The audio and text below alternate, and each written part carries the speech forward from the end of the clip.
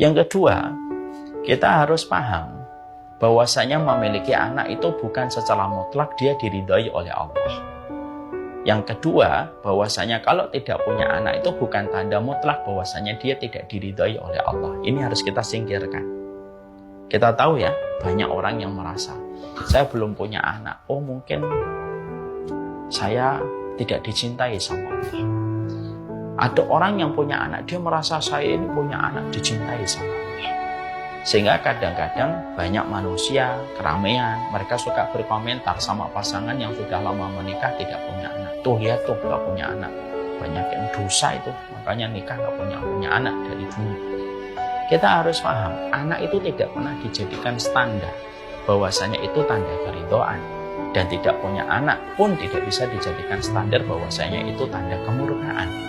Tanda keridhaan Allah yaitu ketika ada orang diberikan anak itu akhirnya menjadi anak yang taat, menjadi anak yang berbakti kepada orang tua dan menjalankan sunnah. Maka anak itu tanda keridhaan Allah bagi orang tua yang berhasil mencetak itu.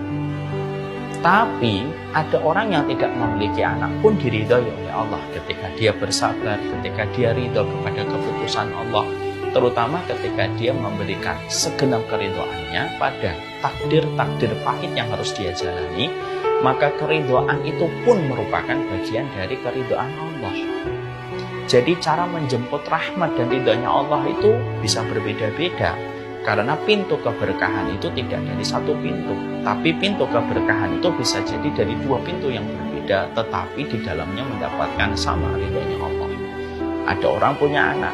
Dia mendapatkan anak itu taat. Ketika dia berhasil mendidik, dia mendapatkan keberkahan dan mendapatkan keridhaan Allah. Ada yang diuji dengan tidak punya anak, tapi dia ridho, dia tetap senang, dia tetap bergembira dan tetap bersyukur sama Allah.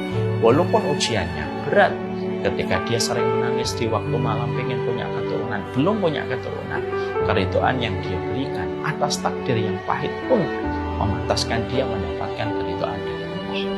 Dan kita harus ingat, tidak setiap punya anak itu pasti berkah. Berapa banyak orang yang mereka punya anak akhirnya dicap oleh Allah dengan kebencian dan kemurkaan.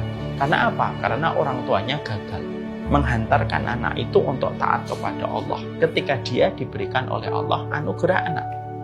Ada orang diberikan anak karena zina, bukankah itu bukan tanda keberkahan? Ada orang diberikan anak tetapi dia menyanyiakan anak, bukankah itu tanda ketidakridhaan Allah? Bukankah Rasulullah mengatakan di dalam satu riwayat, atadruna manir rukubu fikum? Kalian itu tahu nggak siapa orang yang mandul? Orang yang mandul itu bukan orang yang tidak punya anak. Orang yang mandul itu adalah orang yang mereka memiliki anak, tapi anaknya tidak memberi manfaat untuk agama Allah. Ini orang yang mandul. Makanya bisa jadi ada orang yang diberikan anak, tapi Allah benci karena dia mandul, tidak memberikan manfaat pada anak yang dia miliki.